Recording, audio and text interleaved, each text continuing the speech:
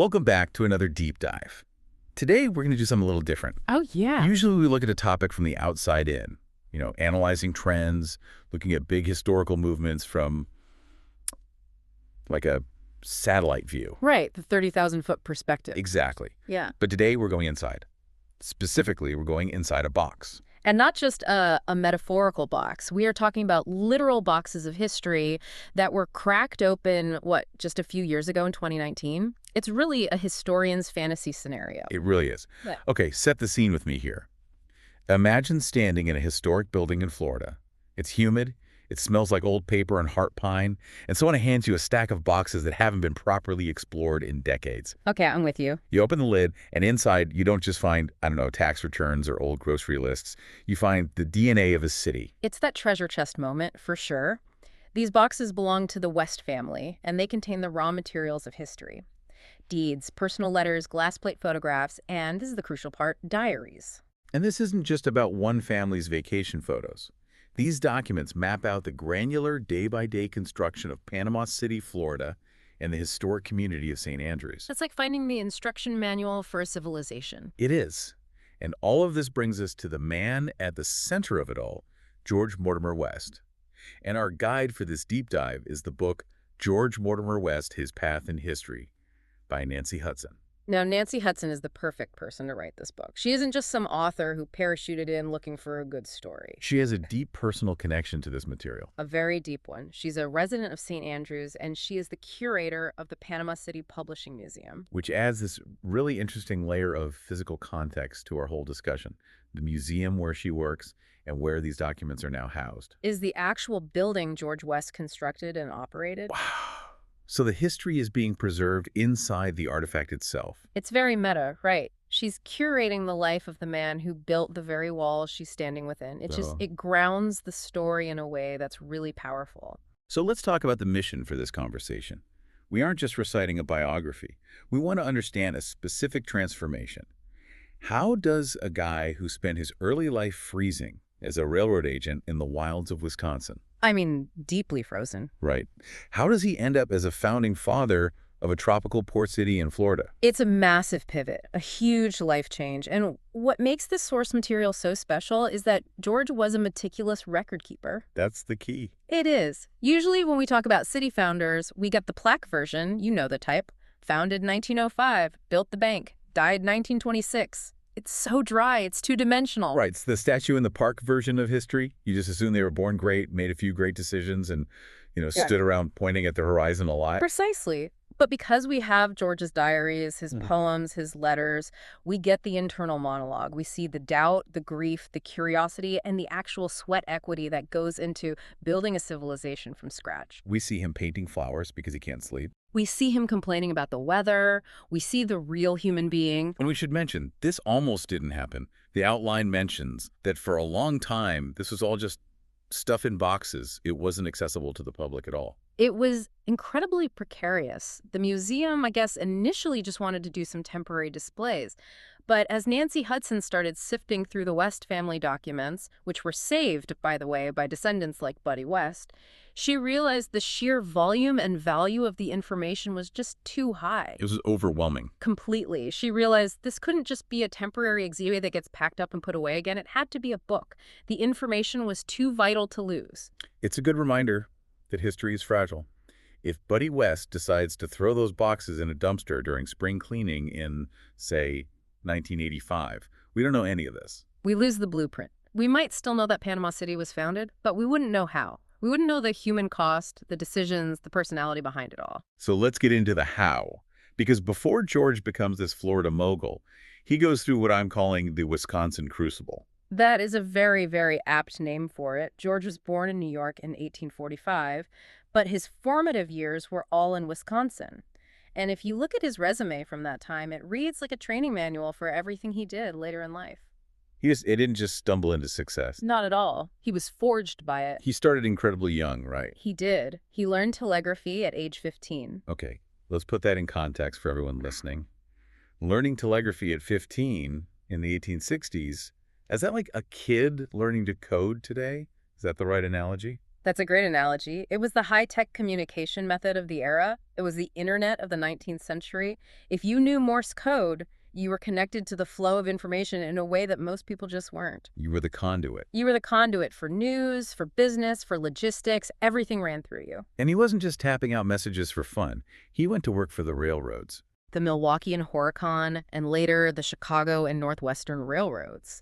And this is where we really need to dispel the image of a guy in a green visor sitting at a quiet desk stamping papers. This was high-intensity, high-stakes logistics. The numbers in the source material are staggering. He was handling logistics for 4,000 train cars a week. 4,000. And you have to think about what that entails. There are no computers. There are no spreadsheets. No GPS tracking.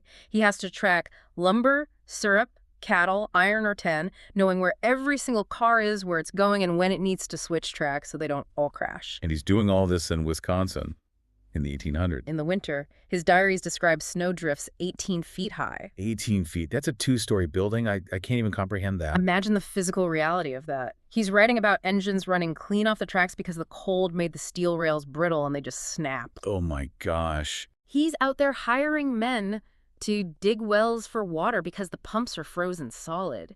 He's sourcing hay to keep the cattle on the trains from starving to death because they're stuck in a drift for days. So he's not just a clerk. He's a crisis manager. It's constant crisis management. He's rewriting timetables on the fly because a blizzard just shut down an entire line. It wasn't administration, it was survival. You can see how that would prepare him for anything. It was a masterclass in infrastructure and logistics under extreme duress. So fast forward 20 years, when he's in Florida and needs to figure out how to plot a town in a literal swamp or build a supply line from nothing. Yeah, it's easy mode for him. It's comparatively easy. He's already kept 4,000 cars moving through an 18-foot snowdrift. A little bit of sand and some humidity is not going to stop him. So the Wisconsin winters built his capacity for stress, for logistics. But he wasn't just a logistics grinder. He was also a media guy, which is fascinating. This is the other half of the equation, and it's so important. At age 21, in 1866, he started the Brandon Times newspaper in Wisconsin. At 21, most 21-year-olds today are just trying to figure out their class schedule, and he's founding a paper. It shows you his mindset. He understood very early on that if you want to build a community, you have to control the narrative. You need a mechanism to promote the town, to defend it, and to shape how the outside world perceives it. The newspaper is the engine of growth. It is. That early newspaper experience was the seed for everything he did with marketing Panama City later on. He knew that ink was just as powerful as steel rails. One thing that really stood out to me in the notes about his diaries, he wasn't just writing work logs. I mean, the man was an artist. There's this really interesting duality to him. He was a true Renaissance man. He fits that learner profile we talk about perfectly, someone who is just insanely curious about everything. He taught himself photography in the 1880s. Which, again, let's do a context check. Photography in the 1880s isn't pulling out an iPhone and adding a filter. No. It's hazardous chemicals, it's heavy glass plates, it's careful exposure times. It's a mix of art and hard chemistry. You had to be a scientist to be an artist back then. And he was a scientist in other ways, too. Absolutely. He was buying books like The Sea Beach at ebb tide just so he could identify the marine life he was seeing. He wasn't content to just look at a shell. He had to know its name, its biology. There's a specific entry mentioned in the source where he paints a fuchsia branch. I love that detail. Yes. This is one of those small moments that just makes him so human. He couldn't sleep. I mean, probably from the stress of those 4,000 train cars. So he got up in the freezing cold and he painted a delicate fuchsia branch in his diary. That's amazing. He sketched the northern lights, the aurora borealis. It just shows a sensitivity and an observational skill that you don't always associate with these hard-nosed industrialist types. He was paying attention to the world around him, not just the balance sheets. But paying that much attention also meant he felt the pain of it. The diaries reveal a lot of tragedy during this Wisconsin period. It wasn't all success in painting flowers. They do, and this is crucial. You really can't understand why he left the North without understanding the grief. He lost his siblings, he lost his parents, and most devastatingly, he lost his first wife, Adela, who he called Dell. And that weighs on him. There is a quote from the diary that just lands so heavy. He writes, "Tired of this life, wish I could dispose of everything." It's heartbreaking. You can feel the weariness in those words. He's successful by every measure. He's incredibly capable, but he is spiritually and emotionally exhausted. The cold becomes more than just weather. Exactly. The Wisconsin winter stops being a challenge to overcome and starts feeling like a prison. The cold is internal, too. He needed a thaw. He needed to restart his life in a place that didn't remind him of death and ice. So that brings us to the pivot. The year is 1887. George packs up and heads south. And even that journey wasn't easy. Today we'd hop on a flight and be there in 3 hours, maybe complain about the legroom. For him, it was a train to Pensacola and then a wagon trek through heavy rain and mud just to get to St. Andrews. So a multi-day ordeal. Days of just arduous, bone-jarring travel, but the payoff. The payoff must have been incredible. It was a sensory shock. He leaves a world of ice and 18-foot snowdrifts, and he arrives in Florida in February to find hyacinths and tulips in full bloom. That has to be almost a religious experience. To see color like that after so much white and gray? For him, it was clearly an aha moment. The source material says he immediately connected to the land. It wasn't just a financial investment for him, it was a sanctuary. He started putting down roots right away. Immediately. He bought a boat he named the Gladys. He started planting orange trees. He was physically and emotionally investing in this new place from day one. And he didn't just sit on the porch and drink mint juleps, right? I think there's a common misconception that these wealthy guys from the north just came down to vacation and point fingers at workers. Not George. Not at all. He applied that same Wisconsin work ethic to his new paradise. He's building boardwalks around his property with his own hands. He's building chicken coops. He's out there trimming the trees himself. He's physically shaping his environment. He is. There's even a diary entry where he mentions seeing an immense water moccasin. Laughs. Welcome to Florida, George. Exactly. But even that seems to be part of the adventure for him. He was fascinated by the flora, the camellias, the magnolias. He was documenting it all with that same precision he used for train schedules back in Wisconsin. And he integrated into the community, too. He wasn't just the rich guy on the hill. No, he became part of the fabric of St. Andrews. He joined the local telephone company as a stockholder. He went hunting with his neighbors, and I love this one detail. He hosted lantern shows for the local Sunday school. Using his photography skills. Exactly. He would take those glass slides he made and project them for the kids. He was bringing technology and art to the small fishing village. He was sharing his view of the world. It shows he wanted to build a community, not just a personal portfolio. 100%. He was all in. So he's settled. He's happy. He's growing oranges. He's a prominent and respected resident of St. Andrews. But he can't help himself. He's a builder at heart. And this brings us to the founding of Panama City. Yes. Because he looks at that beautiful bay, and he doesn't just see a nice view for his porch. He sees a port. He sees a gateway. And you have to remember the global context of the time. This is the era when the Panama Canal is becoming a reality. The whole world is reorganizing its trade routes. A massive shift in logistics. A global shift. And George looks at St. Andrews Bay and realizes it is perfectly positioned to be the northern hub for traffic coming through the canal. Geographically, it's the closest deep-water U.S. port to the canal. So he shifts gears again. He goes from prominent resident to general manager of the Gulf Coast Development Company. The GCDC. This was the vehicle for his grand vision, and their strategy was aggressive and it was brilliant. They identified a dormant, basically non-existent town site called Harrison, which was formerly known as Park Resort. It was just scrubland. And they rebranded it. I mean, let's be honest. Harrison is a terrible name for a global trade hub. It doesn't exactly scream international commerce, does it? So with the sponsorship of a man named A.B. Steele, they changed the name to Panama City. That is pure marketing genius. It's a stroke of genius. They were planting a flag. They were telling investors in New York and Chicago and London, this city is the direct link to Panama. It created a narrative of success before the city even really existed. They were selling the destination, not the dirt. Perfectly put. You mentioned A.B. Steele. We need to talk about the railroad deal, because a port without a railroad is just a pretty dock. Correct. You need to get the goods from the ships to the rest of the country. A.B. Steele was the president of the Atlanta and St. Andrews Bay Railway. George knew they needed that rail line, or the entire Panama City project would die on the vine. But Steele didn't do it for charity. This negotiation sounds... well, it sounds cutthroat. It was. The negotiations were intense. To get Steele to build the tracks to Panama City, the GCDC had to give him 25% of the company stock. A quarter of the entire company. A full quarter, plus $50,000 worth of prime waterfront land. Wow. That seems like an exorbitant price. Yeah. They basically gave away a huge chunk of the farm just to get a road to the farm. It was a massive, massive gamble. But George understood the math. He learned this in Wisconsin. If you own 100% of a company in a town that no one can reach, your value is zero. Right. But if you own 75% of a company in a booming port city with a direct rail connection to Atlanta, you are rich. He traded equity for access. It's the kind of hard-nosed decision that separates a dreamer from a developer. And once they had the rail, they went into full civilization building mode. The list of things the GCDC built is it's impressive. They weren't just selling empty lots and wishing people luck. Not at all. They were building the actual infrastructure of a society. They built the first modern school, and crucially, they paid the teacher's salary themselves. So they're funding the public services. They are. They built the first brick building, which became the Bank of Panama City. They understood that families wouldn't move there unless there was a school for their kids and a safe place to put their money. And they even manipulated the political map.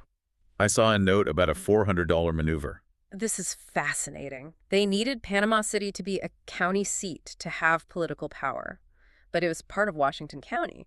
So they spent about $400 to facilitate the splitting of the county to create a brand new one, Bay County. They bought a county for $400. Effectively, yes. It shows you how the lines on the map that we take for granted were often drawn in back rooms by developers with a specific vision. They literally carved out their own political jurisdiction. And they were building for everyone, right? The notes mention donations for churches. Yes, this was part of building that complete community. They donated land for the Baptist, Methodist, Catholic, and Presbyterian churches. And George's own writings specify that they donated land for both white and colored congregations. So they were trying to ensure the necessary social pillars were in place for a complete workforce. Exactly. They knew you couldn't just build docks and warehouses. You had to build a place where people could actually live. So they have the land, they have the railroad, they have the county seat. Now they need the voice. And this is where George returns to his roots. The Panama City pilot. Established in 1907, this was his megaphone. This was his marketing arm. He used the paper to promote the region to outside investors, publishing shipping logs and growth statistics, but he also used it to hold local officials accountable. So it wasn't just a propaganda sheet. No, it was a real newspaper. He wrote about gardening tips. He interviewed locals. There are these incredible interviews with a man named Hawk Massalina about the Civil War era in the area. George was capturing oral histories that would have otherwise just vanished. He was acting as the historian of the place he was actively building. At the same time, it's an amazing feedback loop. And this is where we need to introduce a major character who often gets overlooked in these kinds of stories. Lillian Carlisle West. His second wife. Right. And by all accounts, a powerhouse. An absolute powerhouse. The source material is very clear about her role. She was not just the wife pouring tea at social functions. Not at all. She was a full-on business partner. She ran the paper when George was away. She wrote articles and was described as writing forcefully. She was managing real estate deals. Later in life, when George was ill, Lillian was the one keeping the entire enterprise running. And she was politically active in her own right. Very. She was a suffragist. She was the first woman to register to vote in St. Andrews. You have to imagine, in the 1910s, they were a modern power couple. Mm-hmm. They were using the paper to lobby Washington, D.C. for things like the East Bay Canal and dredging projects. They were fighting on a national level for local projects. They were. They were playing the long game. But local politics. That's where things got messy. And this brings us to the conflict that really defines George's later years, the fight for the soul of St. Andrews. This is the tragic irony of his entire story. George founded Panama City. He was the father of Panama City. But he lived in St. Andrews. He loved St. Andrews. That was his home, his sanctuary, the place he came to heal. And as Panama City grew, thanks to his efforts, it started to swallow up the smaller historic community of St. Andrews. Exactly. And a political push began to consolidate them into one municipality, for efficiency, a larger tax base, the usual arguments. And George hated it. He fought it tooth and nail. It's almost like Frankenstein's monster, in a way. The creation he built is coming back to consume the home of its creator. That's a great way to put it. And it got very, very ugly. His opponents, like a man named Walter Sherman, who was a VP at the railroad, called George's paper a dirty sheet because he was so vocal against the consolidation. They tried to discredit him personally. They did, but George didn't back down. And this culminates in a famous editorial he wrote in 1926 titled Hail Caesar. It sounds dramatic. It is George West at his most eloquent and also his most devastated. He's writing about the forced consolidation of the two towns. Let me read the quote from the outline here. It says, "St. Andrews has fallen solely to gratify personal spite." He calls it the martyrdom of St. Andrews. He truly felt that the unique 100-year-old identity of this settlement was being erased not for progress, but just to pump up the numbers for Panama City and to settle old scores. It shows how complex his legacy is. He was the ultimate developer, sure, but he was a preservationist at heart. He mourned the loss of history. And he felt like he'd failed. He failed to protect the place he loved from the ambitions of the place he built. Must have been a terrible feeling. And his final years weren't the riding off into the sunset with untold wealth that you'd expect from a city founder. No. That Wisconsin crucible prepared him for hardship, but the financial hits he took in Florida were brutal. There was a massive scandal at the Bank of Panama City, the very bank he helped build. Embezzlement. A huge embezzlement scandal. It cost him thousands and thousands of dollars. And then World War I hit, which stalled land sales for the GCDC for years. So by the 1920s, the notes describe him as badly crippled, in constant physical pain, and struggling financially. But he kept writing. He kept promoting the area in his paper until the very end. He died in 1926. And the tributes all called him the father of Panama City. But the tragedy is that he died thinking maybe the dream hadn't fully happened yet. The port was there, but it wasn't the global hub he had promised investors in himself. Exactly. He saw the potential, he laid all the groundwork, but he didn't live long enough to see the full realization. He died in that painful gap between the vision and the reality. But there is a postscript, and it's an incredible one. It's almost cinematic. The Liberty ships. This part of the story just gives me chills. It's 1942, the world is at war, World War II is raging. A lawyer writes a letter to Lillian West. George has been gone for 16 years at this point. 16 years. The lawyer notes in this letter that 33 Liberty cargo vessels, these massive, massive warships, are being built in Panama City. The port.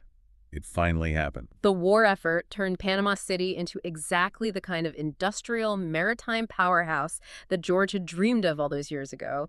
Those ships were launching from the infrastructure he fought for, from the channel he lobbied for. He didn't see it, but he made it possible. He absolutely made it possible, and Lillian was there to see it. She was. She stewarded his legacy. She ran the publishing company and the business well into the 30s and even the 40s. She ensured that that his story, didn't die with him. She kept the ink wet. Which brings us full circle, all the way back to Nancy Hudson and the museum today. The fact that you and I can sit here and talk about this, that we can walk into that building, the building George constructed, and read these papers, is the ultimate validation of his obsession with recording history. It really makes you think about the value of documentation. I mean, George West's diaries were full of weather reports, sketches of flowers, train schedules, things that probably felt completely mundane on a random Tuesday in 1890. Absolutely, the small details of a day. But today, they are the only reason we understand how that city came to be. They are the bridge between the past and the present. He wrote down the small things, and they ended up becoming the big thing. The blueprint. So here is the question for you listening right now. You probably have a notes app on your phone or a journal, or maybe just a calendar full of appointments and little scribbles. What mundane notes are you making today that might be the history books of tomorrow? It's a powerful thought. We are all archivists of our own lives and our own communitals, whether we realize it or not. Something to think about next time you write a to-do list. Thanks for diving deep with us today. Always a pleasure.